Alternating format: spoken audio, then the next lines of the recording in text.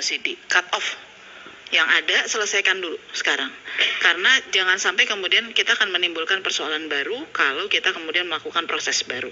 Jadi Mas Menteri, saran saya cut off dulu yang sekarang selesaikan. Masih ada P1 yang belum jelas nasibnya, yang kemarin sudah sempat dinyatakan lolos tapi kemudian dibatalkan formasinya dan lain sebagainya. Mari kita juga menghormati mereka yang sudah mengupayakan semaksimal mungkin.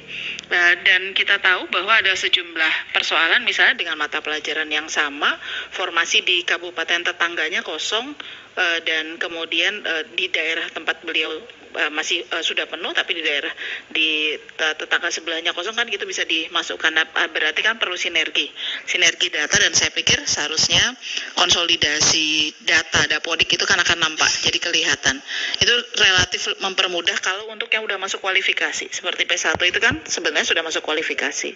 Jadi membantu Bapak Ibu sebenarnya untuk mempermudah itu tadi. Yang itu saran saya. Jadi kemudian satu sisi kan gini, honorer yang ada tidak boleh digeser posisinya, tapi sisi lain yang ini luntang-lantung nggak jelas. Akhirnya di antara mereka ada yang akhirnya kekurangan jam karena di tempat mereka mengajar sudah diisi oleh P3K yang baru yang menempati posisi situ. Terus kemudian ketika mereka kekurangan jam, kan mereka punya standar minimal jam yang harus dipenuhi, atau di antara mereka ada yang sudah di PHK karena full sudah posisinya. Di antara mereka ada yang akhirnya harus mengajar mata pelajaran lain. Nah, yang begini ini menurut saya mari kita selesaikan. Mudah-mudahan sih seperti tadi disampaikan 6 bulan selesai ya Mas Nur ya. Mudah-mudahan dalam 6 bulan bisa diselesaikan sambil menyiapkan tadi usulan sistem baru yang oleh Mas Menteri tadi disampaikan.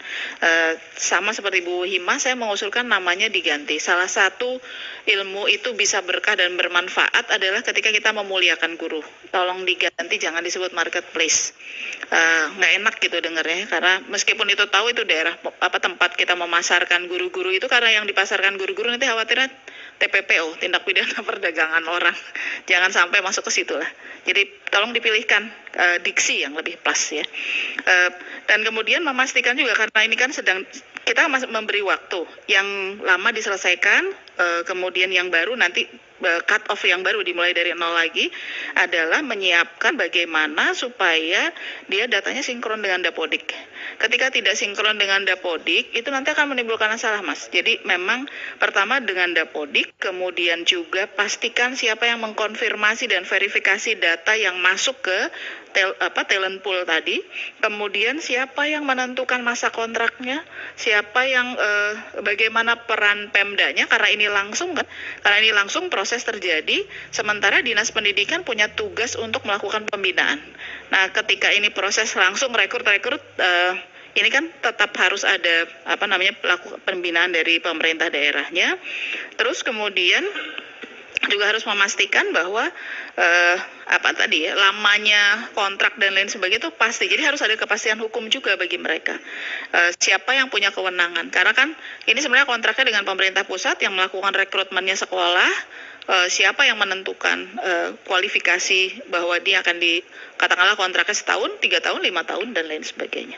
Nah, ini menurut saya jadi masih punya waktu untuk memperbaiki sistem yang baru supaya nanti nggak kagetan gitu ya, semua sudah masuk datanya. Karena persoalan kita kemarin kan ternyata antara pemerintah daerah, Dapodik nggak sinkron. Ini PR besar ya buat kita ke depan.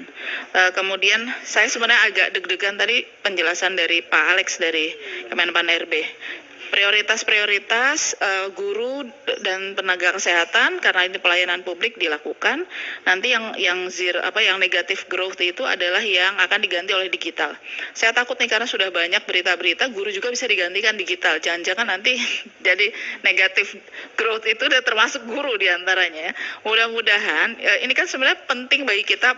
Posisi kita akan memperlakukan sistem pendidikan di Indonesia seperti apa, sehingga bukan semata-mata karena kepegawaian, karena digitalisasi, karena keterbatasan uang negara, akhirnya kemudian kita mengubah satu konsep besar. Nah, mudah-mudahan ini tidak terjadi. Ini sih cuma khawatiran saya aja ya Pak ya. Mudah-mudahan itu tidak terjadi sehingga ini menjadi lebih jelas. Jadi sekali lagi, cut off, selesaikan persoalan yang sekarang, tempatkan yang sudah masuk kualifikasi, dicarikan formasinya, mudah-mudahan itu menjadi lebih cepat diselesaikan sehingga kalau nanti masih ada itu bisa dimasukkan ke satu talent pool yang baru yang masih menurut saya masih perlu kita bicarakan berikutnya. Terima kasih pimpinan. Assalamualaikum warahmatullahi wabarakatuh. Kenapa? Karena ini urusan tafsir. Mendikbudristek sudah memberikan surat edaran, Kemenq juga membuat surat edaran, Kemendagri sudah buat edaran, Kemenpan RB sudah buat edaran, tapi tidak dipahami sama sekali oleh daerah. Terbukti antara formasi yang disampaikan masih kurang dari yang diharapkan oleh pusat. Kementerian Keuangan sudah mengirmak, apalagi terakhir ada PMK 212. Jelas detail ada anggaran untuk P3K. Itu pun tidak dipahami oleh pemerintah daerah. Nah, karena itu sebenarnya kalau saja ada Kementerian Keuangan hari ini, kita ingin ada kesimpulan bahwa hari ini seluruh persoalan menyangkut P3K yang kita mulai tahun 2021 kita selesaikan dulu. Dan itu kita tarik semua ke pusat. Gitu. Baru kemudian setelah itu, maka saya setuju dengan Pak RB tadi. Kita selesaikan dulu semuanya, baru kita buka yang umum. Nah, kalau tidak, nanti selesai buka lagi itu.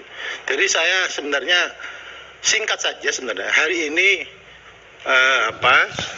kita harus punya keputusan, kesimpulan bahwa sementara ini urusan yang kita mulai tahun 2021 kita tarik semua ke Jakarta, kita selesaikan di Jakarta. Baru kalau itu sudah selesai, baru kemudian yang reguler itu, yang umum tadi baru kita mulai lagi. Apalagi ini ada penambahan 600 sekian ribu lagi kan gitu. Jangan sampai pembukaan ini nanti akan membuka lagi masalah baru lagi. Karena persepsi antar KL belum terjadi, walaupun ada beberapa sudah terjadi. Kemudian persepsi daerah pun juga nggak sama. Kayak di dapil saya, Jember itu on the track. Formasi berapa, serang berapa, tapi Lumajang. Formasi 1.600, dia cuman 200. Kenapa? Saya tanya bupatinya, saya nggak punya uang mas. DAU pun saya nggak dapat gitu. Nah, ini hal kayak gini kan nggak boleh kita akhirnya serahkan semua ke daerah, kita tarik semua. Nah, jadi itu menurut saya, intinya pertemuan ini kami berharap ada kesimpulan, ada keputusan. Yang kita mulai tahun 2021, kita tarik semua, kita selesaikan di pusat, daerah tinggal beres lah. Kalau sudah beres semuanya, baru kita mulai yang umum tadi, dan yang diinisiasi, ditawarkan oleh dari Kementerian Pan RB tadi, yang umum baru kita buka. Kalau tidak, saya khawatir akan terulang lagi, kasihan Bu Nunu lah. Untungnya pemberani Pak Menteri, pemberani. Beliau itu dihujat kayak apapun tetap dihadapin kan gitu. Ya, jadi saya terima kasih kepada Prof Nunu. Ini pejabat Pak Menteri yang luar biasa menurut saya, yang menghadapi langsung para guru-guru yang marah-marah itu dengan senyum. Saya tidak pernah lihat Bu Nunu marah, dimarahin kemudian nangis, tidak pernah. Itu laporan dari teman-teman PGRI se-Indonesia seperti itu. Jadi itu mungkin pimpinan, bagi saya persoalan sudah jelas, dan sekarang bagaimana kita menyelesaikannya. Menurut saya menyelesaikannya